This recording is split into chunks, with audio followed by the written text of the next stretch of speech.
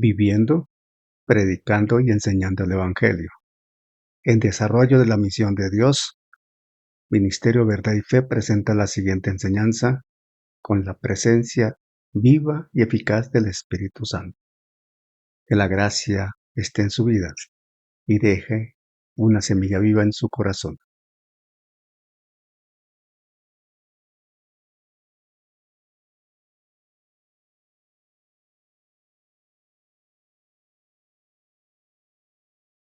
¿Quién ha venido a escuchar la voz del Señor?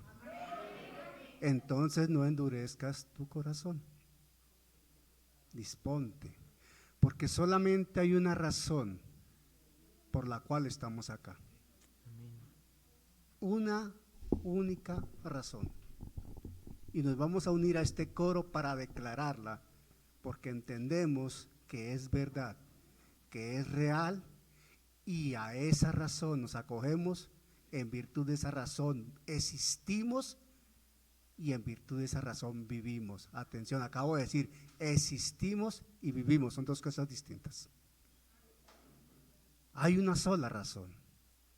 Entonemos ese canto en adoración. Amén.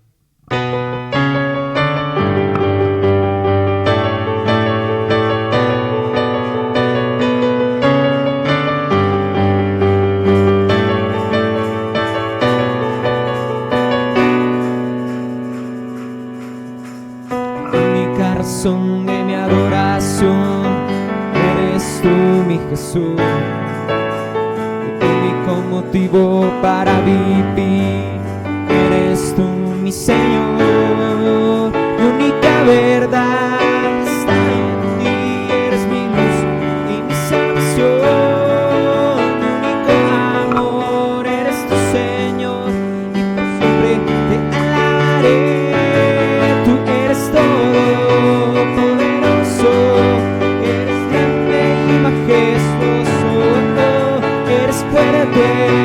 Invencible y no hay nadie como tú eres todo.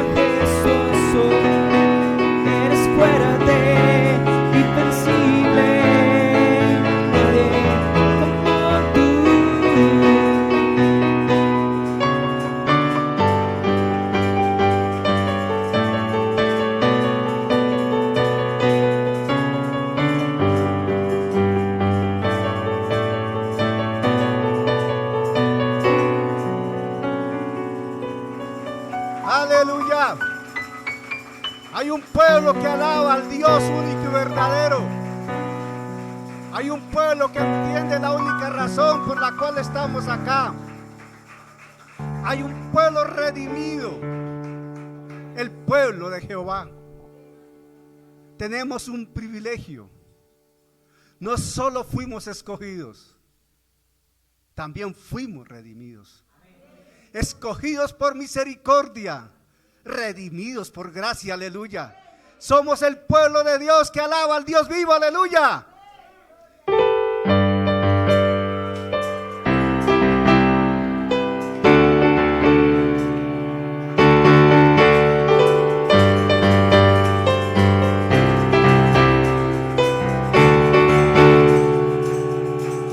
El pueblo de Dios, somos un pueblo especial, llamados para anunciar las virtudes de aquel que nos llamó a su luz. Somos el pueblo de Dios.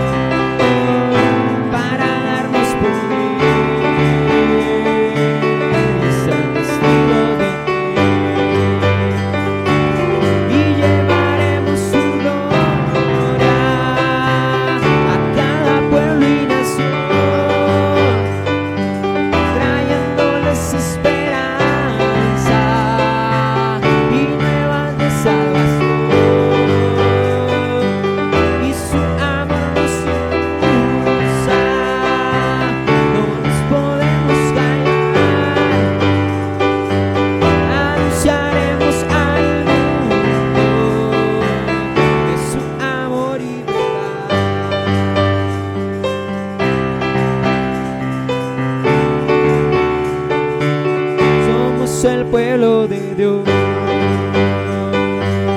somos un pueblo especial, llamados para anunciar las virtudes de aquel que nos llamó. Somos el pueblo de Dios, su sangre nos redimió. Espíritu para darnos poder y ser testigos y llevaremos su gloria a cada pueblo y nación, trayéndoles esperanza y nuevas de salvación.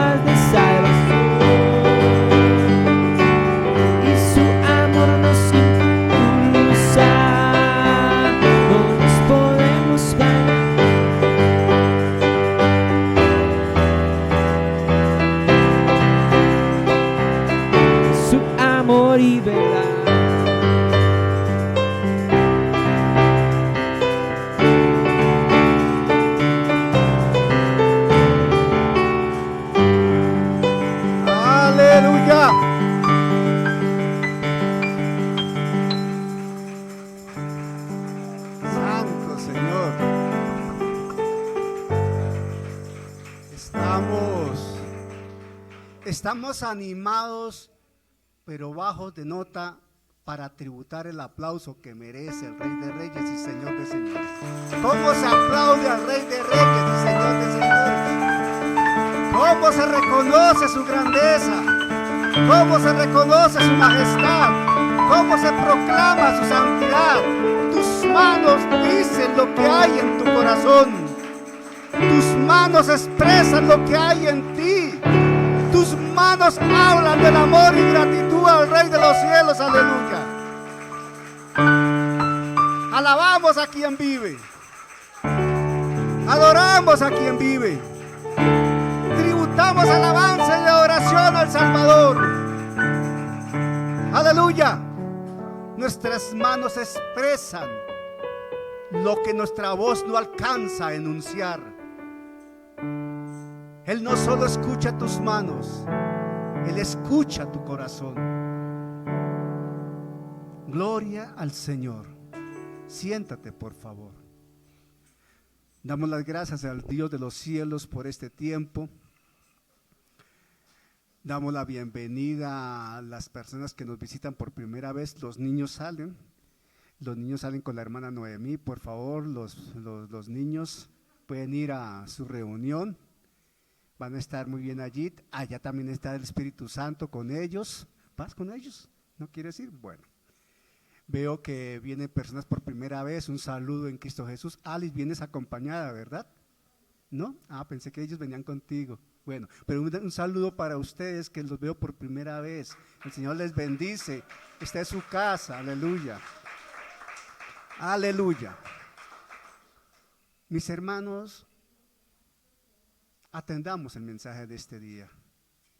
Dile a tu hermano ahí, atiende el buen consejo. Dile, atiende el buen consejo.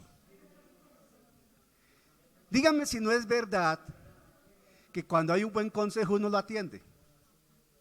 Dígame si no es cierto que cuando uno busca una orientación, un consejo, uno desea que sea un buen consejo. ¿O no? Dígame si no es verdad que cuando uno acude a sus padres, a sus abuelos, a sus mayores, a alguien con experiencia, uno confía en que le dé un buen consejo. Por eso hoy el título del mensaje es atiende el buen consejo. Dios cuando habla trae un consejo para nuestra vida. Así nos está advirtiendo, es un consejo para nuestra vida. Así nos está corrigiendo, es un consejo para nuestra vida. Porque su palabra cumple un propósito y es edificarnos para poder crecer, madurar y dar fruto.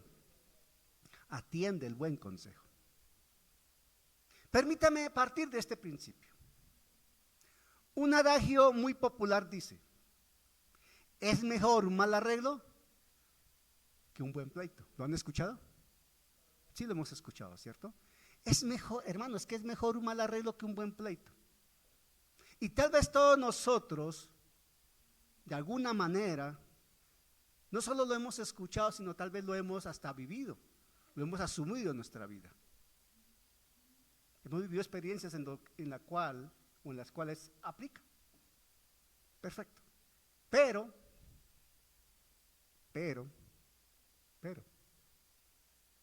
eso está bien en el mundo. Eso está bien en la cotidianidad del mundo. Con Dios no es así. Con Dios no es así. Fijémonos que esas costumbres y tradiciones del mundo, uno las lleva tan apegadas a su ser que uno a veces lo aplica. Es que es mejor, hermano. Es mejor un mal arreglo, hermano, que un buen pleito. ¿Qué me voy a desgastar ahí?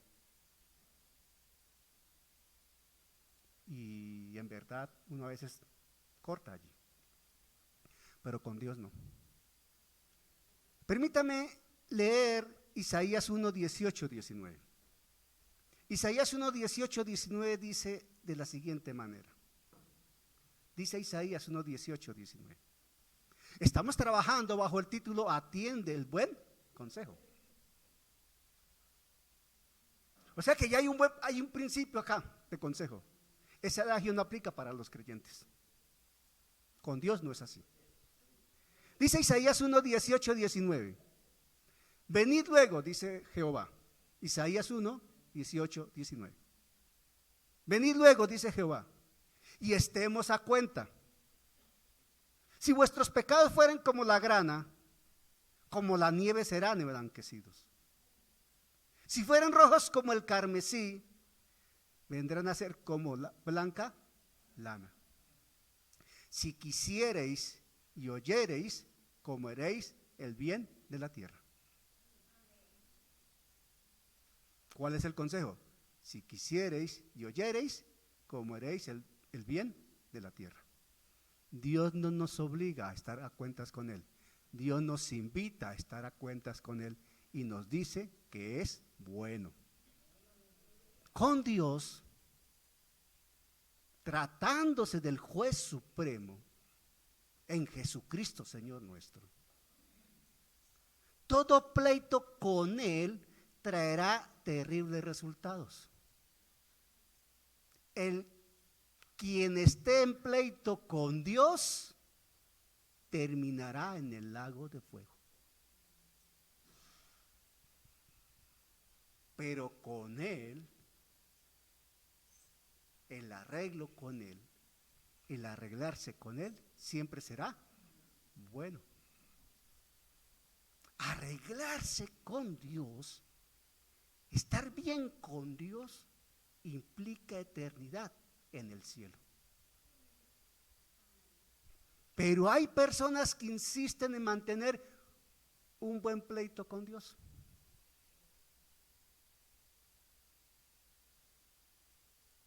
El mejor arreglo lo pagó Jesús en la cruz del Calvario, para que nosotros no tengamos que pleitear por nuestra salvación. Ya la tenemos, si creemos en Él. Amén. ¿Por qué estamos diciendo esto? Y vamos al fundamento bíblico con el cual vamos a trabajar y a desarrollar la enseñanza. Seguimos hablando de Mateo 5, 25, 26. Pongámonos en pie los que podamos, por favor. Vamos a leer toda la palabra. Voy a invitar a mi hijo David Josué por acá. Ven, David Josué, hijo.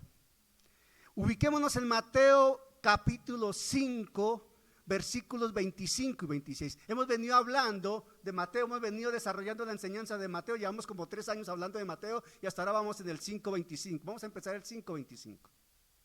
Dice la palabra en Mateo 5, 25 y 26 de la siguiente manera. Sigamos la lectura. Mi hijo David José nos va a guiar en la lectura, por favor.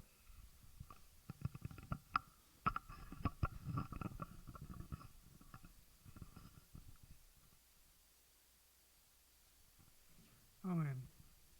Leemos la palabra en el nombre del Padre, del Hijo, con la unción del Espíritu Santo. Amén. Ponte de acuerdo con tu adversario pronto, entre tanto que estás con él en el camino. No sea que el adversario te entregue al juez y el juez al alguacil y seas echado de la cárcel. De cierto te digo que no saldrás de allí hasta que pagues el último cuadrante. Amén. Sentémonos, por favor. Sentémonos. Ponte de acuerdo con tu adversario pronto. Ahora, recordemos que en los versículos anteriores hablamos del 24, el 23, 24. Allí se habla del hermano. Recordemos, los voy a leer el 23. Por tanto, si traes tu ofrenda al altar y allí te acuerdas de que tu hermano tiene algo contra ti, deja allí tu ofrenda delante del altar y anda. Reconcíliate primero con tu hermano y entonces ven y presenta tu ofrenda. Habla del hermano. Pero hay un cambio aquí muy particular y no es un cambio abrupto, así como que no tiene sentido, tiene un sentido muy especial que se pretende explicarlo, entenderlo. Cuando dice, ponte de acuerdo con tu adversario, hablaba del hermano, ahora habla de un adversario.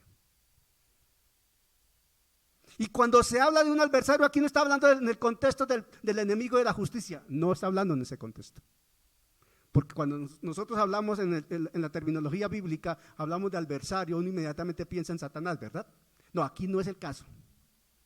Aquí estamos hablando de adversario en el sentido de alguien que está contra nosotros por alguna razón en un pleito ya legal, en una instancia legal.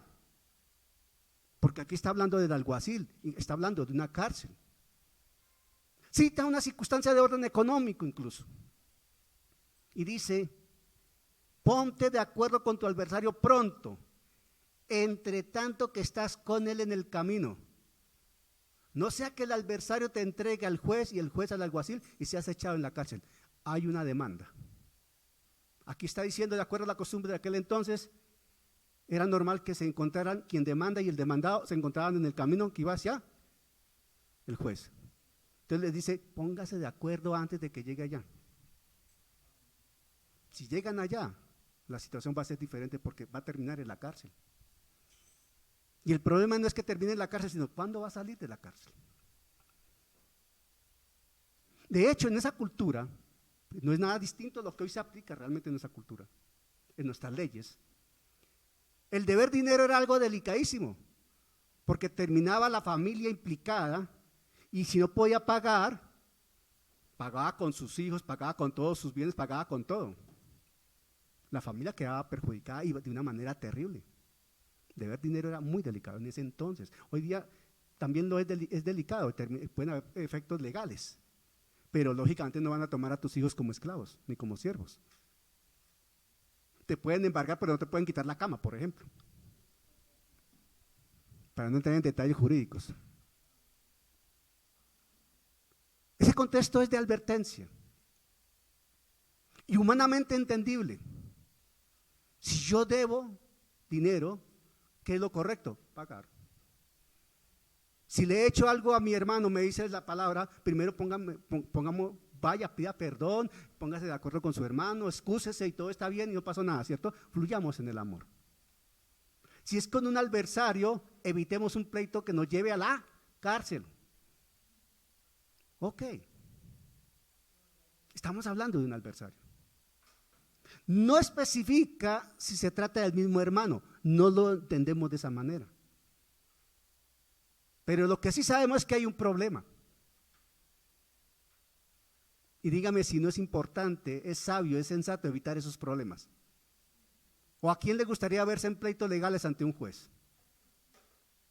¿A quién le gustaría verse enredado en demandas, en denuncias? ¿A quién le gustaría tener que buscar abogado para que lo represente? Porque el problema es que cuando estamos allí tenemos que llegar con representación jurídica mediante un abogado. Eso ya implica dinero, etcétera, etcétera, etcétera. Ahora, ese es el contexto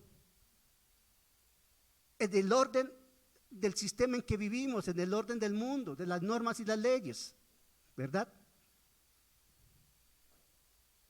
Pero aquí hay un mensaje que es el que hay que rescatar.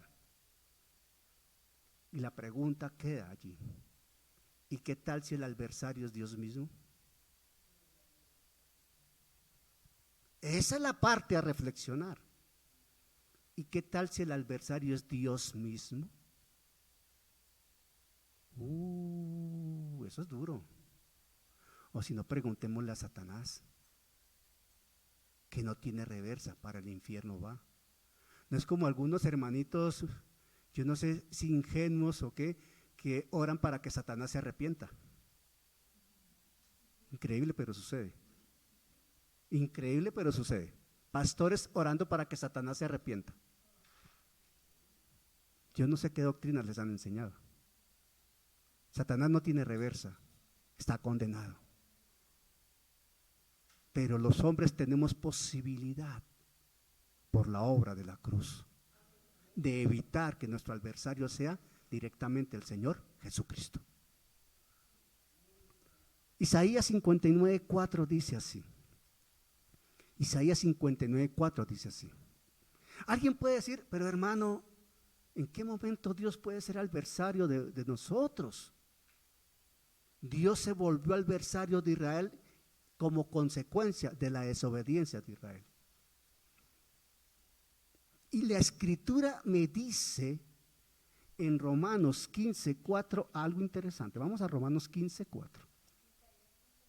Sí, Isaías 59:4. Pero antes de leer Isaías 59:4, vamos un momentico a Romanos 15:4. Por favor. Porque es que esto que está reflejado, escrito en Romanos 15:4, nos va a dar mejor fundamento para entender lo que señala Isaías. Dice Romanos 15:4, dice así: porque las cosas que se escribieron antes para nuestra enseñanza se escribieron, a fin de que por la paciencia y la consolación de las Escrituras tengamos esperanza. O sea, aprendamos de los problemas ajenos, aprendamos de los errores ajenos, tengamos en cuenta los aciertos de otros, no cometamos los mismos errores que otros cometieron. De ahí que Isaías 59:4 dice, Isaías 59:4 dice, no hay quien clame por la justicia. Ojo, escuchemos, por favor, atención, sigan la lectura con cuidado.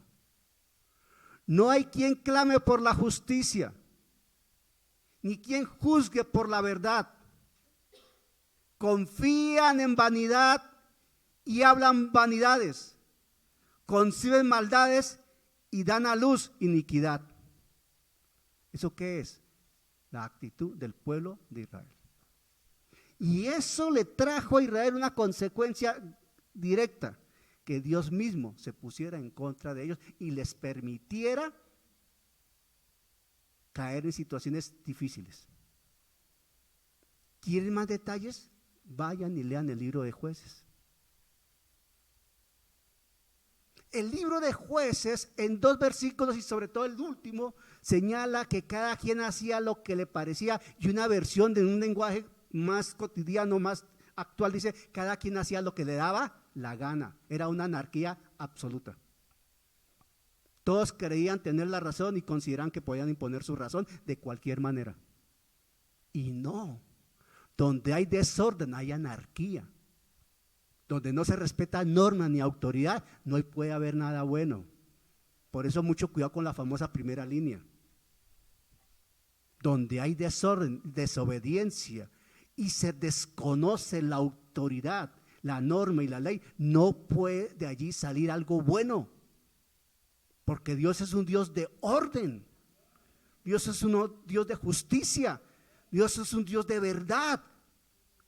Dios es un Dios de autoridad. Y Él delega autoridad y debemos respetar esa autoridad. Cuidado con eso. Porque hoy por hoy está muy de moda y estamos cercanos a votar. Hay que votar en consecuencia con lo que la palabra enseña, no con lo que los hombres dicen, aunque suene bonito. Cuidado con eso. Que sea el Espíritu Santo alumbrando nuestra conciencia para depositar un voto en conciencia, de acuerdo a la palabra, no de acuerdo a lo que prometen.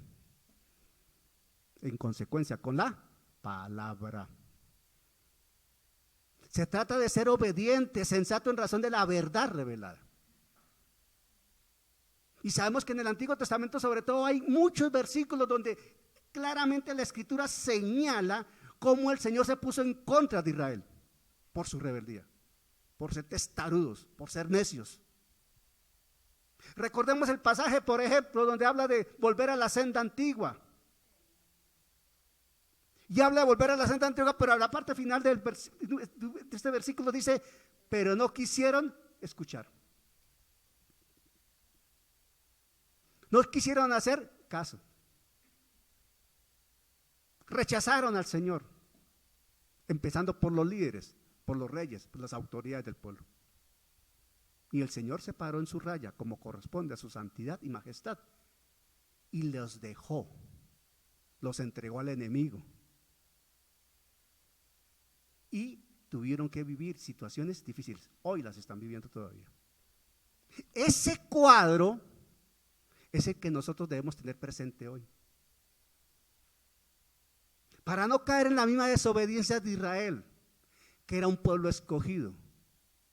Hoy tenemos la opción de ser el pueblo redimido, pero fuimos llamados para ser obedientes, dice la Escritura. La Escritura dice que hemos sido llamados, escogidos desde antes de la fundación del mundo para ser obedientes. Por eso ustedes me escuchan tanto que yo insisto, obediencia a la verdad y a la fe. Y no es un eslogan mío, es que la palabra dice y habla de obediencia a la verdad, de obediencia a la fe, de obediencia al Señor Jesucristo y a su palabra. Porque la obra de la cruz, y perdónenme la expresión que voy a usar, la obra de la cruz no fue una payasada de Dios, como muchos la consideran. La obra de la cruz fue la única opción que Dios le entregó a la humanidad para salir de la perdición en que se encuentra.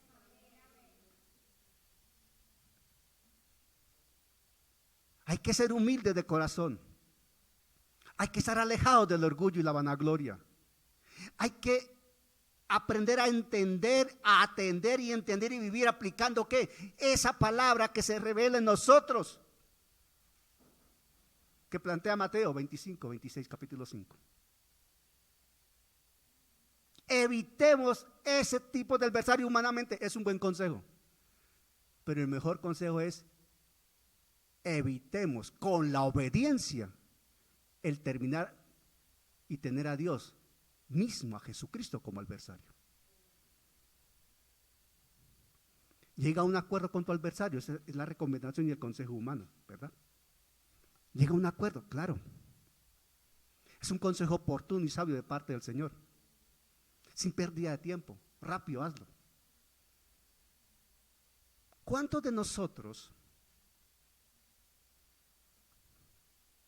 no pagamos consecuencias, vivimos las consecuencias de los errores pasados en aspectos de orden económico?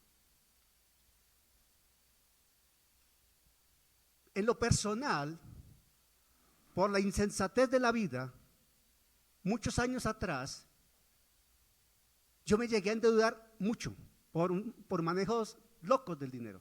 Yo ganaba muy buena plata, muy buen dinero ganaba, pero no se me veía. No se me veía. Eso sí, vestía bien y una cantidad de cosas, pero la plata se iba como agua entre las manos, entre los dedos. Y llevaba un ritmo de vida que aparentemente no demandaba de gastos, pero gastaba la plata. Y no era parrandero, ni jugador, ni mujeriego, pero se me iba la plata. No, ¿verdad? No era parrandero, ni jugador, ni mujeriego, pero se me iba la plata.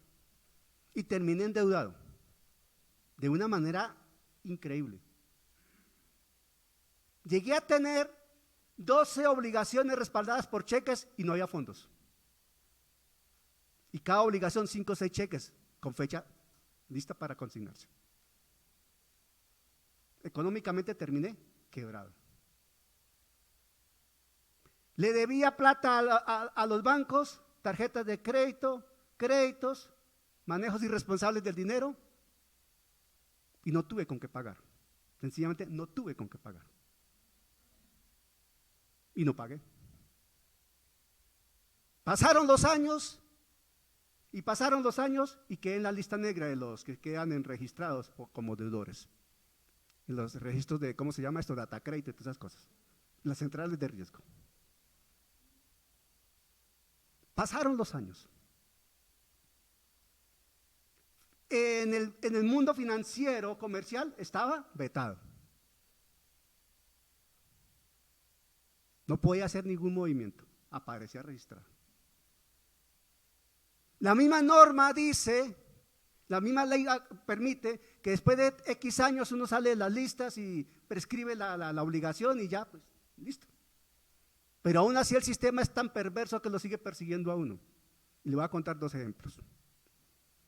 Un día con mi esposa fuimos a hacer una gestión en un banco. Ella tiene su vida crediticia limpia, impecable. Ella desde muy joven aprendió a ser muy organizada en sus finanzas, gloria a Dios por ello. Ella me organizó la vida financiera a mí también. No, ¿verdad? Las mujeres, sabiduría de Dios para administrar. Y no se ría Daniel porque en la casa quien mejor administra es la esposa. No, de verdad, gloria a Dios porque las señoras administran muy bien el dinero. Las mujeres administran muy bien el dinero.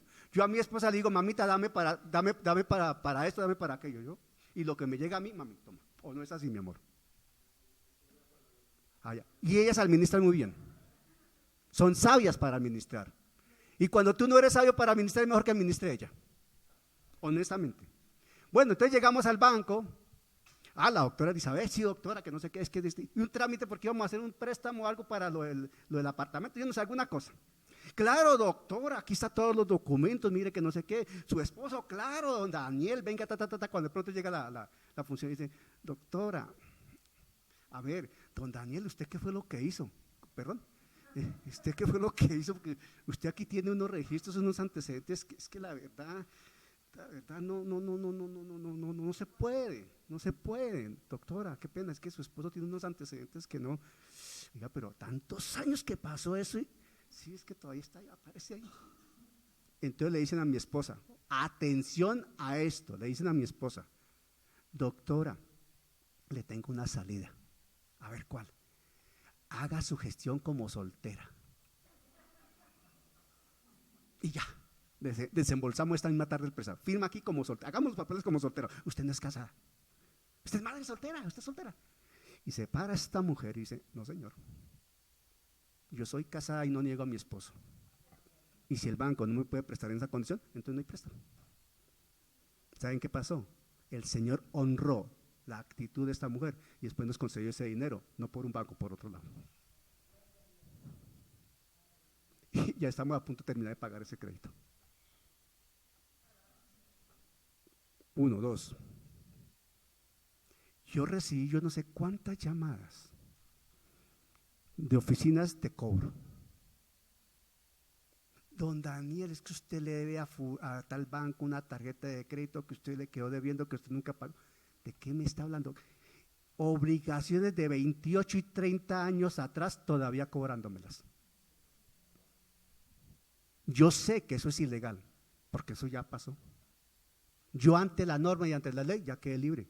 Tan libre soy que ya yo tengo hoy día tratos financieros con bancos, tengo tarjetas de crédito, tengo créditos, no tengo problema con los bancos. Hoy mi nombre está limpio ya ante el sistema financiero. Pero estos perversos compran las carteras vencidas de los bancos y empiezan a llamar a la gente y les cobran lo que ustedes no se imaginan. Y hay gente que cae allí porque son manipuladores. De verdad, son manipuladores, tergiversan la norma, intimidan con la llamada, todas esas cosas. ¿Qué me tocó hacer? Acudir a un amigo abogado. Gracias a Dios, un creyente abogado, hermano, tengo esta situación. Le doy la autorización, le firmo el poder, hago una carta, estas cosas, y él manda. Entonces, cuando me llamaron, dije, sí, claro, cómo no, entiéndase con mi abogado fulano de tal, hablen en términos legales de abogado a abogado, y lo que defina mi abogado, eso hago. Pero señor, lo que defina mi abogado, eso hago. Se acabó el problema. ¿A qué voy con esto? Después de 28 o 30 años, todavía con las consecuencias de esa insensatez, de la irresponsabilidad en los manejos financieros. Ustedes, sobre todo los jóvenes, cuidado con las deudas, cuidado con las tarjetas de crédito, cuidado con las ligerezas para invertir, cuidado con las ligerezas para comprar. Señoras, cuidado con la compra compulsiva y emocional, porque puede terminar en problemas. Puede terminar en problemas, meterse en deudas que no se pueden pagar. En tu casa, con tus hermanos, con tus hermanas, con tu esposa, con tus suegros, en fin, hay problemas, hay consecuencias. Y esas consecuencias no se pueden evitar. Las tienes que asumir. Yo tuve que asumir muchos años de estar vetado en el sistema crediticio y asumir las consecuencias de esa llamadera, de ese acoso, y se vuelve desesperante. Máxime cuando tú sabes que ya no debes pagar porque ya la ley misma te favoreció. Ponte de acuerdo con tu adversario cuando sea el tiempo y no dejes que eso avance. Hoy día el consejo que le damos a los jóvenes es: evítate esos problemas. ¿Qué necesidad tienes de usar una tarjeta de crédito para comprar eso? ¿Qué necesidad tienes de eso? Si tienes el iPhone 11, ¿para qué vas a comprar el 13? A ver, vas a pagar 2 millones de pesos más, ¿por qué? ¿Por gusto? Máxime cuando no tienes capacidad de pago. Si debes 3 millones, ¿por qué te vas a endeudar en 2 más? Entonces salen algunos con la famosa: Dios proveerá. Dios proveerá. Qué bonito. Eso es una irresponsabilidad y Dios no respalda la irresponsabilidad. Dios respalda la sensatez. No quiere decir que uno no tenga deudas. Uno puede tener deudas cuando tiene capacidad de pago. Sí, pero la insensatez no la respalda Dios. Menos cuando uno es creyente. La insensatez mía me llevó a tener muchos problemas económicos, financieros. Pero gloria a Dios que me envió una esposa que me ayudó a organizar mi vida. Esta mujer me ayudó a organizar mi vida. Cuando yo me casé con ella, yo estaba quebrado. Quebrado. Y esta mujer se casó conmigo por auténtico amor, porque no había bolsillo mío con dinero. Yo honro a esta mujer y no me da pena decirlo. Esta mujer se casó conmigo por amor, enamorada de mí, no de mi dinero. Porque yo fracasé en una relación anterior, cuando se acabó el dinero justamente. Cuidado con esas cosas. Este paréntesis que he hecho, contando este testimonio, es para entender lo siguiente: arregla a tiempo tus problemas y antes de arreglar el problema, evítate los problemas. Evítate los problemas. Pide consejo. Reflexiona. No tomes decisiones apresuradas. Ve a tu pastor o a una persona de confianza o a tu familia, a alguien de confianza, pídele un consejo, evalúa la situación y mira hasta dónde se puede, hasta dónde no se puede, hasta dónde conviene, hasta dónde no conviene. Me estoy explicando. Para evitarse uno de esos líos. Y si uno está ya metido en alguna obligación, en alguna situación, cubre esas obligaciones, habla con los acreedores, pero paga lo que debes. Y Dios va a honrarte y Dios te va a respaldar. Jesús está dando un consejo en la vida práctica, de la vida de todos los días de cada uno de nosotros. Evitemos tener que un día llegar a un tribunal, justamente. Pero la situación va más allá. Esto es entendible en lo humano. Pero en lo espiritual. Aquí estamos hablando ya de un contexto espiritual. Ese ejemplo en lo humano hay que trasladarlo y llevarlo a un nivel espiritual.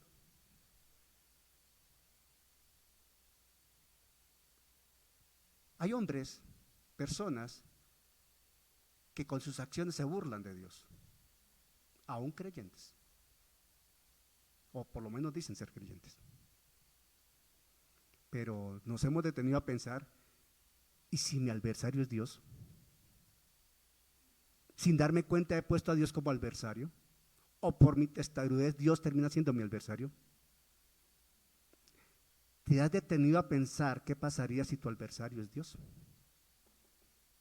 ¿Qué le pasa a la persona que no conoce a Cristo y ya de plano el adversario es Dios? Está condenado, ¿sí o no? El que no conoce a Cristo como Salvador. Pero y el que conoce al Señor, sabe de la palabra, ha recibido la palabra y pretende levantarse contra Dios, aunque se vea muy espiritual, aparentemente es obediente, creemos que lo hace todo bien y termina desechado por el Señor. Ejemplo, Saúl, ¿o no? Ejemplo, Judas. ¿Se han dado cuenta ustedes que ni siquiera a un perrito en la casa se le llama Judas? ¿O ustedes conocen a alguien que se llame Judas? Y eso que la Biblia habla de un Judas bueno, pero yo no conozco a alguien que se llame Judas. ¿Por qué? Por lo que pasó con el Iscariote.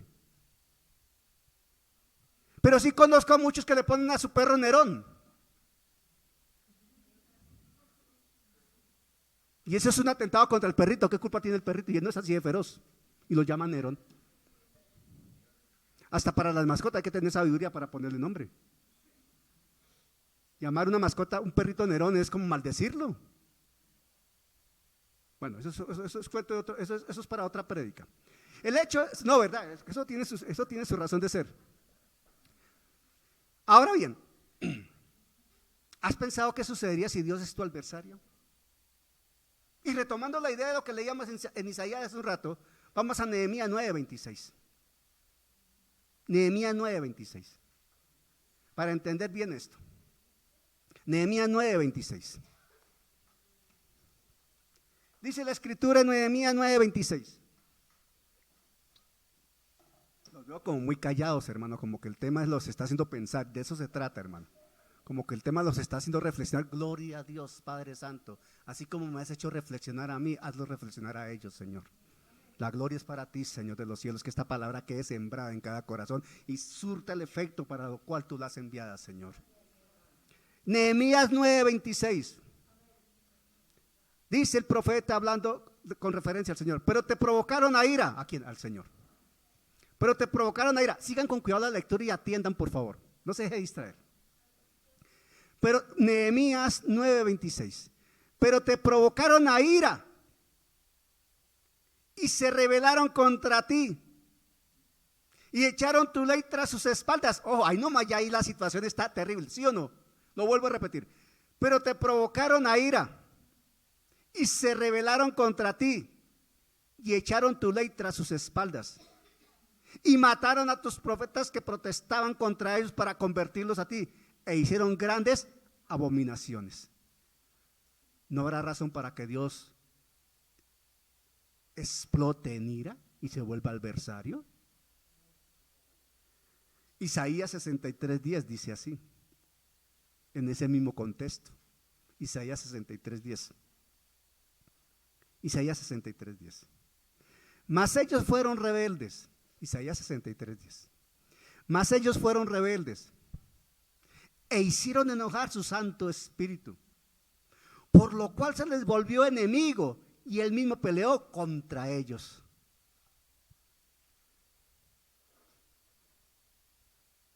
Estamos hablando de Israel, el pueblo escogido,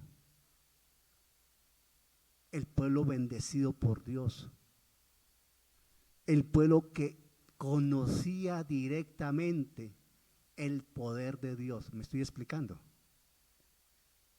Pero ¿qué pasa con creyentes o supuestamente creyentes o por lo menos gente que conoce del Evangelio?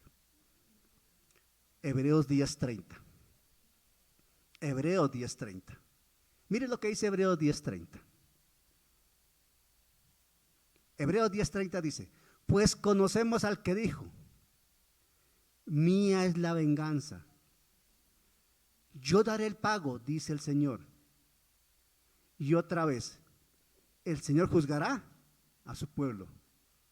Horrenda cosa es caer en manos del Dios vivo. Parte A del versículo 10:31 de Hebreos 10. Horrenda cosa es caer en manos del Dios vivo. En lo que señala Nehemías, en lo que registra Isaías y en lo que nos dice Hebreos 10:30-31, está hablando de personas que conocen del Evangelio, que conocen de Dios, que han tenido la vivencia de ver al Espíritu Santo obrando, que saben que Dios es real, que es todopoderoso, que hasta han confesado su nombre y han sido bendecidos por su obra y gracia. Pero Dios no obliga a nadie. Dios respeta el libre albedrío. Amén. El Señor Jesucristo en ese momento, cuando habla en Mateo 5, 25, 26, está transmitiendo un mensaje de advertencia, que es un consejo. Pero está hablando más allá del consejo de las consecuencias si se desobedece. En Edén el Señor le dijo a Adán claramente, el día que comieres de ese fruto ciertamente morirás. Ciertamente morirás. Entonces, esto hay que llevarlo más allá de una simple controversia del orden económico que presenta la Escritura. Hay que llevarlo en el contexto espiritual de lo que implica rebelarse contra Dios. Para unos que no conocen a Jesucristo como Señor y Salvador, el resistirse a la palabra y rechazar el mensaje del Evangelio. Para otros que supuestamente han escuchado el mensaje y lo han reconocido y aceptado, el rebelarse contra Dios. Hay consecuencias y son consecuencias de orden eterno. La obediencia al Evangelio trae una consecuencia de orden eterno, la eternidad con Cristo en el cielo, en la nueva Jerusalén, aleluya. Pero la desobediencia, el rechazo al Dios vivo o el desconocer al Dios vivo, el rechazar la gracia del Dios vivo, trae una consecuencia directa, lago de fuego. No hay un punto medio. No puede haber punto medio. No lo hay. Desconocer la cruz, la obra de la cruz, es desconocer la obra redentora del Señor. Es desconocer el amor del Padre que ha entregado a su Hijo. Es menospreciar la sangre que se vertió en el madero. Es rechazar una sangre que se derramó para salvarnos. Burlarse de la obra de la cruz es burlarse del Dios vivo. Rechazar el evangelio es rechazar la única opción de salvación que tiene el hombre. Burlarse del evangelio, desobedecer la palabra, es abrir un paso directo con destino, lago de fuego. Estamos hablando de cosas serias, no menores. Amén. El mensaje es para creyentes. Es para personas que han escuchado la palabra, que saben que Dios es real, que saben que Dios es cierto. No es como aquel fulano del pacto que dice que si un día le presentan a Dios y le puede dar la mano, creerá en él. Cuidado con eso. Eso dice el fulano. Y en una entrevista por allí en un medio radial llegó a decir que él era Dios. Cuidado con eso. Ojo, antes de votar, cuidado con eso. Tengan cuidado con eso. Es un llamado que está haciendo Jesús a que haya una reconciliación con Él. Y no puede haber reconciliación con Él si no hay arrepentimiento. Y no puede haber arrepentimiento si no se reconoce que se ha pecado, que nos hemos rebelado ante Él. Hay que reconocer que hemos cometido errores y que hemos pecado ante el Señor. Pero no basta reconocerlo. Hay que reconocerlo, aceptarlo y entender que solamente llegando a Él podemos ser perdonados. Esto no da punto de negociación con Dios. No hay manera de negociar con Dios. Dios no admite negociación. Él ya pagó en la cruz. ¿Lo tomas o lo dejas? Así elemental. ¿Lo tomas o lo dejas? Hay que arreglar las cosas con Dios, mis hermanos. Con Dios no se camina a medias tintas. Hay que arreglar las cosas con el Todopoderoso, en las áreas que sean. No podemos andar a medias con Dios, porque Dios no se anda a medias. Él no se andó con medias tintas, envió a su Hijo a la cruz. Él no mandó a un arcángel, no mandó a un ángel, mandó a su Hijo. Y eso hay que saberlo, entender y aceptar. Entonces la situación es con el mismo Señor. Es con el mismo Señor.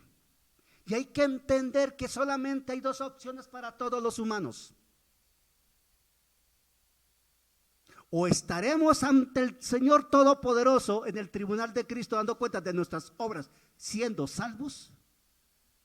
O estaremos en el tribunal del gran trono blanco ante el Señor Juez Supremo para escuchar la sentencia. Camino, lago de fuego. No hay opción, uno de los dos. Y el Señor nos recomienda siempre y nos da el consejo.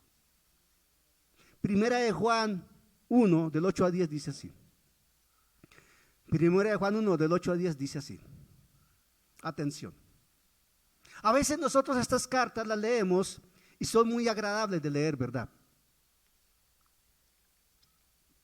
Pero muchas veces las pasamos de largo y hay que reflexionarlas, la verdad. Dejar que el Señor nos revele lo que Él quiere transmitirnos. Primera de Juan, capítulo 1, versos 8 al 10, dice la Escritura. Si decimos que no tenemos pecado, nos engañamos a nosotros mismos y la verdad no está en nosotros. ¿Qué quiere decir esto? Todos los días cometemos errores. De una u otra manera. De una u otra manera. Pero dice aquí, si confesamos nuestros pecados, Él es fiel y justo para perdonar nuestros pecados y limpiarnos de toda maldad. Si decimos que no hemos pecado, le hacemos a Él mentiroso y su palabra no está en nosotros. Todos los días debemos decirle al Señor, Señor, gracias por este día. Perdona las faltas que haya podido cometer contra ti, Señor, contra tu verdad. Perdóname, Señor. Acepto tu perdón, me acojo a ti, Señor. Amén. Ahora, el mismo Juan, en primera carta de Juan, capítulo 2, del 1 al 3, dice así. Ahí el mismo Juan, primera de Juan, pero en el capítulo 2, del 1 al 3 dice: hijitos míos, esa manera tan cariñosa que habla el Señor. Hijitos míos, estas cosas os escribo para que no pequéis. ¿Para qué? Para que no pequéis.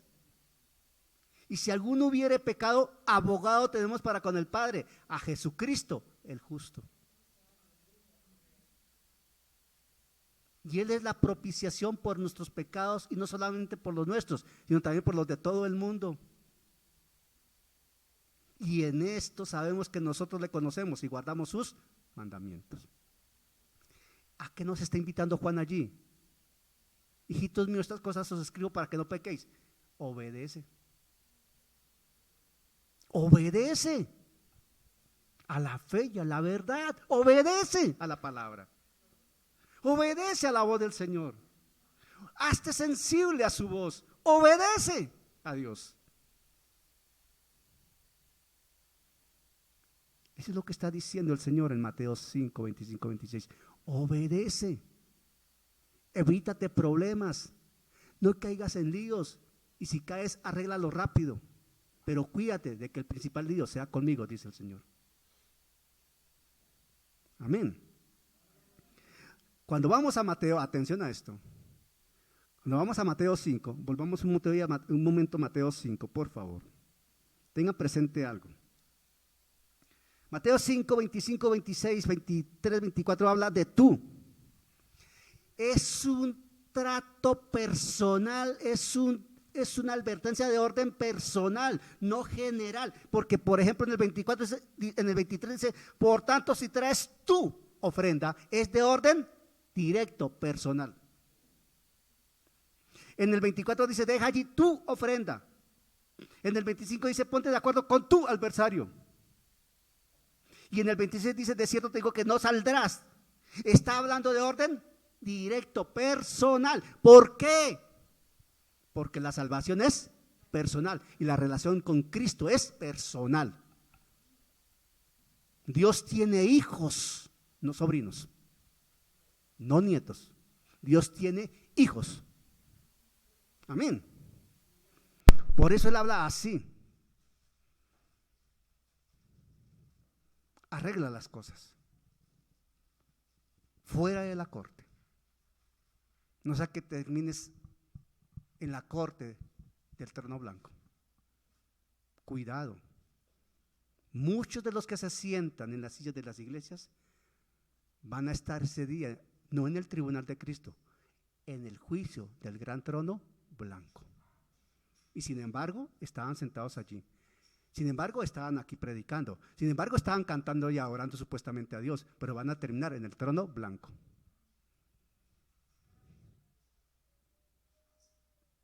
Porque hay una falsa adoración, hay una falsa predicación, hay un falso cristianismo. Y la palabra lo dice con total claridad. Hermano, ¿qué debo hacer? Es la pregunta. ¿Qué hay que hacer? Reconoce que te equivocas. Arrepiéntete. Acude al Señor a su trono de gracia. Obedece a la fe y a la verdad. Voy a tomar algo de lo que enseñé ayer en el Instituto Bíblico. Esta madrugada, no es por contarles, pero les comparto. Le dije a mi esposa ayer, ella me puede dar fe de lo que estoy diciendo. Le dije: mami, me siento muy cansado, en este momento no me voy a sentar a trabajar en la enseñanza de mañana. Ya había adelantado algunas cosas, pero dije: no, me siento muy cansado. Y de hecho me acosté temprano. Pero el Señor me despertó como a las 3 de la mañana. Yo ya sabía. Me desperté como a las 3 de la mañana, fui a preparar mi tinto, estuve orando, Mi gatica estaba conmigo ahí, Katy. Peque estaba al otro lado. Y de pronto empecé a escribir cuando se me dice, recuerda la diapositiva tal. Ya, sí señor. ¿Qué hay que hacer? Recordar lo siguiente. Tú eres un hombre y una mujer de fe. ¿Amén o no amén? Si estamos aquí, partimos del principio que somos hombres, personas de fe. Partimos de ese principio. ¿Somos personas de qué? De fe. Si no eres una persona de fe, al terminar el servicio oramos para que la gracia descienda sobre tu vida y reconozcas a Jesucristo como Señor y Salvador. Pero somos personas de fe. Ayer estábamos hablando de los hombres, los que estuvieron en clase, ¿recuerdan? Estábamos hablando de hombres de fe. Pero es aplicable a los creyentes, personas de fe. Amén. Y como somos personas de fe, dejamos que el Espíritu Santo nos guíe, ¿verdad? Entonces se llama esto obediencia. Entonces nos constituimos en personas de obediencia. ¿Quién dice amén? Si eres una persona de fe, inmediatamente se entiende que eres una persona obediente. ¿Amén o no amén? A la palabra, obviamente. Pero obediente en los términos de Dios, no según nuestro criterio. Ojo, hay dos tipos de obediencia. La que tú crees que, o como tú crees que debes obedecer, y como Dios dice que se le debe obedecer. ¿Sí me explico? Entonces necesitamos obedecer según lo que Dios dice. Y no habrá manera de obedecer como Dios dice si no cuentas con el Espíritu Santo. Necesitas al Espíritu Santo para que te guíe a toda verdad, a toda justicia y te revele la palabra y te conduzca en ese camino de obediencia a la fe en los términos de Dios. Eres una persona de fe, por tanto eres una persona obediente. Y como eres una persona de fe y una persona obediente, entonces te vuelves una persona responsable espiritualmente. Amén. Responsable espiritualmente.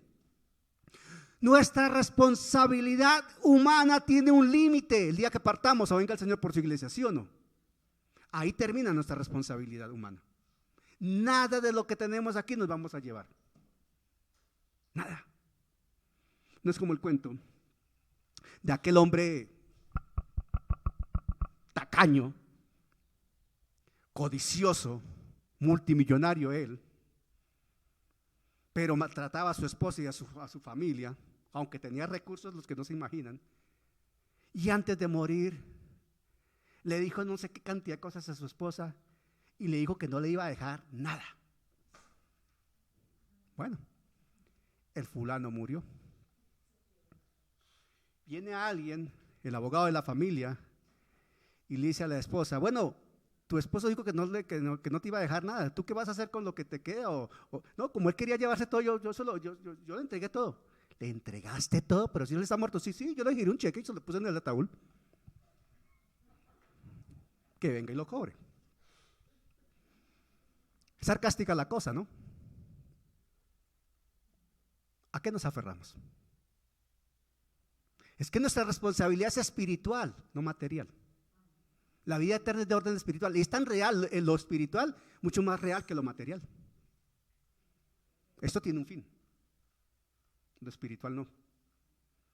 Este cuerpo tiene un fin, el yo, el espiritual, no. Porque nacimos de nuevo y estamos en la eternidad con Cristo. Entonces somos hombres, personas de responsabilidad espiritual, y como somos responsables espiritualmente, estamos fijos con nuestra mirada en el trono de la gracia, en la Jerusalén celestial, allá en la ciudad del cielo, aleluya. Como Abraham, que miraba a la eternidad, no miraba acá, por eso él era un peregrino acá. Somos advenedizos y peregrinos acá en la tierra. Y como somos hombres, personas de fe, obedientes y responsables espiritualmente, eso implica que somos personas con el carácter de Cristo. ¿Quién dice amén? Porque necesitamos el carácter de Cristo para asumir lo que nos rodea, enfrentar las circunstancias. Necesitamos el carácter de Cristo para decirle no al pecado, no a la tentación. Y cuando tú le dices no al pecado y no a la tentación, le estás diciendo sí a la gloria del Señor, aleluya. En consecuencia, cuando tenemos y funcionamos y trabajamos y obramos con el carácter de Cristo, vivimos con el carácter de Cristo, Cristo se está formando en nosotros, necesariamente hay una consecuencia directa. Podremos estar en la gloria con el Dios de los cielos por la eternidad. ¿Quién dice amén? Ese es el propósito final. Claro que deseamos tener casa, gloria a Dios. Claro que deseamos tener carro, gloria a Dios. Claro que deseamos tener finca, gloria a Dios. Claro que deseamos mejores ingresos, gloria a Dios. Claro que deseamos mejor trabajo, gloria a Dios. Claro que queremos tener un televisor de 80 pulgadas, gloria a Dios. Claro, eso está muy bien, pero esas son las añadiduras. Buscad primeramente el reino de Dios.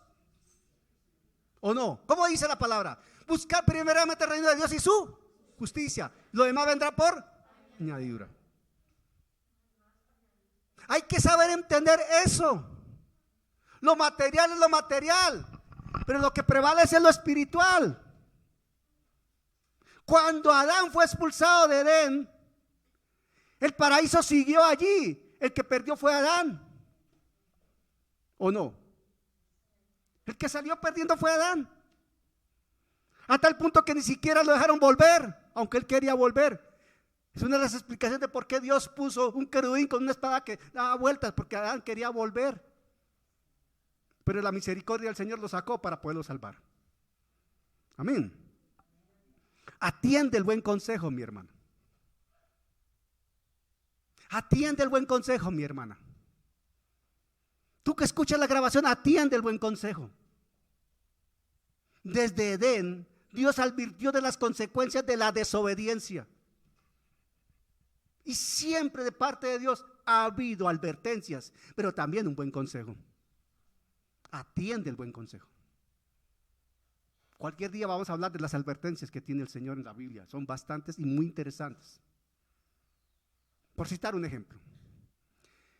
Los que pregonan la doctrina de la prosperidad dicen que hay más de 2.500 versículos que hablan de prosperidad en la Biblia. Y es verdad. Más de 2.500 versículos hablan de prosperidad. Pero lo que no dicen estos sinvergüenzas y ladrones es que la inmensa mayoría de esos versículos hablan de prosperidad, pero ponen como condición para prosperar la obediencia a Dios, el temor a Dios, el no amar el dinero, sino amar al Señor. Y cambia completamente el panorama. Eso será tema de otra enseñanza algún día. Deuteronomio 30, 19, 20. Dice así. Deuteronomio 30, 19, 20. Atención. ¿Por qué decimos que el Señor siempre ha dado buenos consejos? A Adán le dijo: el día que de ese fruto comas, ciertamente morirás. Comió y murió. Y Adán tuvo la oportunidad de no comerlo. Y Adán tuvo la oportunidad de salvar a su propia esposa. Pero él cayó. Porque dice la Escritura que Eva fue engañada, pero no Adán. Adán no fue engañado. Eso dice la Escritura en Timoteo por allí. Ojo con eso. Entonces dice aquí Deuteronomio 30, 19, 20.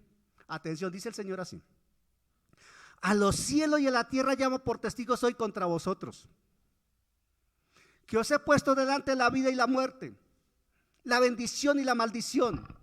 Escoge pues la vida para que vivas tú y tu descendencia, amando a Jehová tu Dios, atendiendo a su voz y siguiéndole a Él, porque Él es vida para ti y prolongación de tus días, a fin de que habites sobre la tierra que juró Jehová a tus padres, Abraham, Isaac y Jacob, que les había de dar.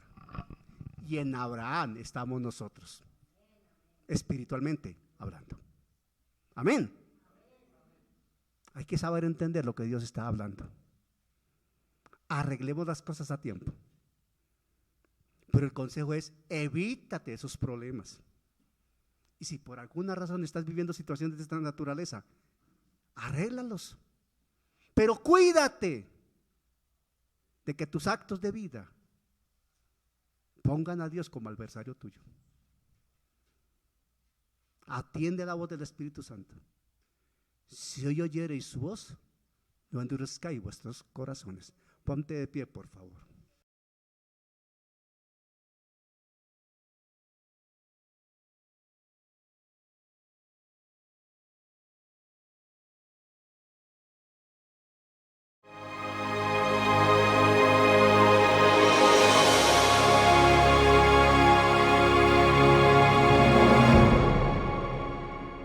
Gracias al Señor por su obra en cada corazón con su palabra viva y que sea el Espíritu Santo generando en ustedes un amor profundo por la palabra del Evangelio de Jesucristo, para alabanza de su gracia y gloria de su nombre.